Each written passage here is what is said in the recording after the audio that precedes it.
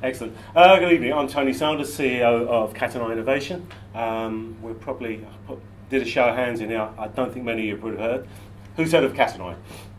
You got one. That's one more than normal. I think we're probably one of AIM's best kept secrets. I've been a technologist as a class myself for the last 30 years, the last 20 of which run a number of different businesses, both in listed and private organisations. And I became CEO of Catenae in September 17. We started a strategy there of making our business a technical leader. Alan Simpson joined us last year. He will be speaking shortly. He's one of these rock star technologists. His biggest claim to fame is technical lead on the BBC iPlayer. He's got a military cryptology background, so the iPlayer is one of the few things we're allowed to talk about. All he says about the other stuff is you don't want to be on the receiving end. And also with us today is Guy Meyer, our Business Development Director. He brings a whole wealth of experience on how we talk to other businesses and bringing them in and developing ours. So as I said, we're AIM listed, probably one of those companies you haven't heard of. Catenae, came around in March last year as a name. And we've been looking in distributed ledger technologies and how they can be used in real world. We've stayed purposely away from the sort of cryptocurrency and tokenization. We're looking at the technology itself and how that can be used for real world purposes. We developed Sequestrum earlier this year as a repository, and Alan will take you through that in more detail. And as you see, we're very much technically focused. We operate in sectors such as sport, where we have a number of clubs and that you will have heard of, the Aston Villas, we've got Harlequins Rugby. They're clients are utilising one of our product elements. We also, if you look down in the bottom corner here, we've got three little product lines there. We call it the On Suite, and it's a little bit punnish, but we have On Side, which is a sport-related project, On Guard, which is aimed within the security sector, the man guarding sectors, where you've got remote workforces and how we manage those. And then we have On Site, which is aimed primarily in the construction sectors, and that's quite a relative new one for us, and we'll take you through that in more detail. We also cover elements we said in terms of KYC, copyright management, and then obviously Alan's big team over here in terms of what we develop in terms of product. I think in terms of where we're at, we've done all our development.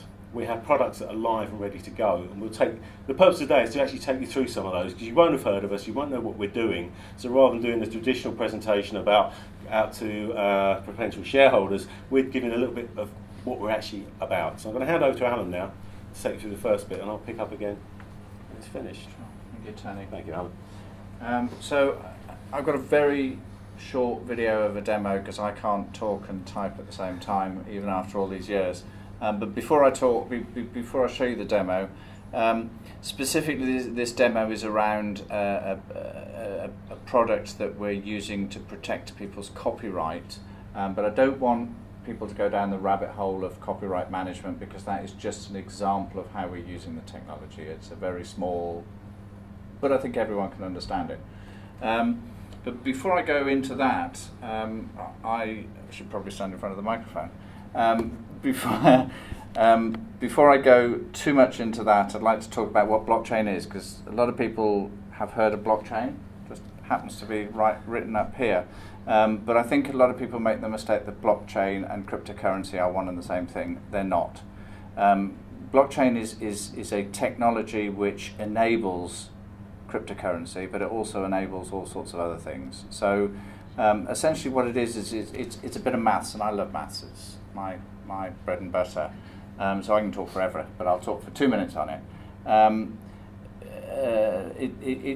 It's mathematics that allow you to replicate data in lots of different places simultaneously, and guarantee that data is one, the same, and two, unchangeable, immutable. You can never digitally tip X out that data retrospectively. So once you've got that ability to put that one piece of data in lots of different places, by which I mean different data centers, different organizations, whatever you like, and guarantee that data can never be, guarantee that data is always the same, and guarantee that it can never be changed, then you can use that to establish trust. You could use it to establish trust between two organizations, for example. So if you're working on a project together, you can both use that as a source of trust as far as the data is concerned. So, and that is how cryptocurrency works, by the way. That ledger is guaranteed. You can't spend that Bitcoin or that cryptocurrency more than once, because there's a non-central place that you can go to and check whether it's been spent before. But we're not using it for cryptocurrency. We're not using it for tokens. We're using it for the things that businesses do. So, to give you, as I say, this demonstration is around establishment of provenance of copyright. So, kind of back in the day, if you wrote a piece of music or you wrote a screenplay, you would want to establish your copyright. So one of the ways you could do that is you could give it to your bank manager and say, hold on to that, and if I ever need it, I'll come see you. But he's going to charge you for that. So another way of doing it would be to write it on a piece of paper, stick it in an envelope, put a stamp on it, and send it recorded delivery back to yourself. Leave it sealed on your envelope, and if ever you have to go to court, you can go to a judge and you can say, there you go, I wrote that, and I wrote it on this date because that's on the stamp or on the recorded delivery, and that's admissible in evidence. So what we're going to show you really briefly here is the digital equivalent of that. And again, to kick it off. There we go. So I'll talk you through this, but it's a really quick. This is a web application that one of our users can log into. We're going to upload a file here. I think it's actually a piece of, so it's a text document in this particular instance. Like, it could be any digital asset, piece of music, film, anything you like. We're going to add some metadata to it. Now, metadata is a great techie word. Metadata just means stuff. It means information you want to attach to it. And we, in this particular demo, we can add any data to it. So this could be author, it could be purpose, it could be really whatever you like. And then we're going to upload it. Now, upload in this particular instance means we're going to put it onto a blockchain. Now, putting it onto a blockchain means that we're mathematically hashing that digital asset. So a mathematical hash is these numbers here. I'll quiz you on what they would mean later. No, these numbers here are a mathematical representation of that piece of that media asset. You can never have you can never have a clash of that number if you take a digital asset and you upload it any number of times. You will always get the same set of numbers. You can never figure out what the asset was from that number, so it's not reversible, so it's secure in that sense. But the point is, it's provable. It's usable in the court of law. You can go to a judge and you can say, look, I uploaded that text document in this particular instance on this date because that's what the blockchain says. So, like I say, that's a really tiny example, and don't get too focused on that because that's just one application. If you think in a broader sense, it's any kind of digital record that you want to commit to a blockchain, this is the way to do it. Thanks, Alan. So, as I said at the start, we set out to provide real-world solutions for blockchain or distributed ledger. And they become slightly interchangeable, but blockchain appears to have a connotation towards cryptocurrencies, and we try to avoid that. So I think it's easier to see when you've got something that is real and you understand the circumstance. So what we're going to do is take you through one of our clients.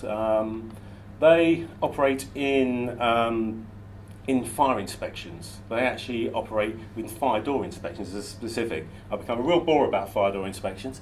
They actually have to be inspected twice a year. It's 22 data points. And when you have events like we had at Grenfell, when they can't find those reports or can't find remedial actions, suddenly they get corporate manslaughter things come up.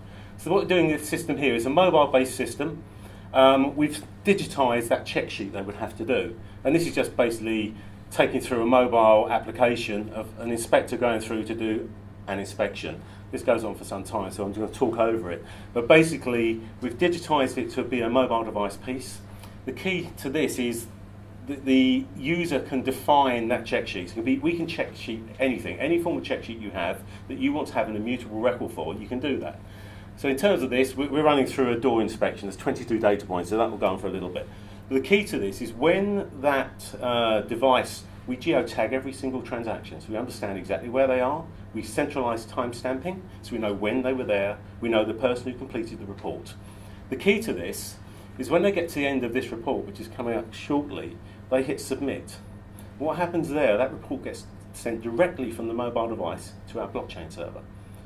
It then receives its blockchain identity and its hashtags, as Alan just mentioned, and they get stored back into the central database as an immutable record. So you've now got immutable proof that inspection took place.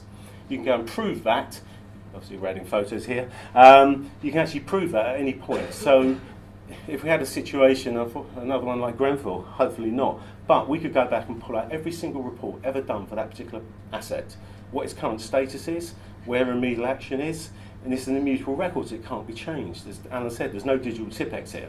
So what we're going to do now is look at one of the reports that's been submitted for that one on that mobile.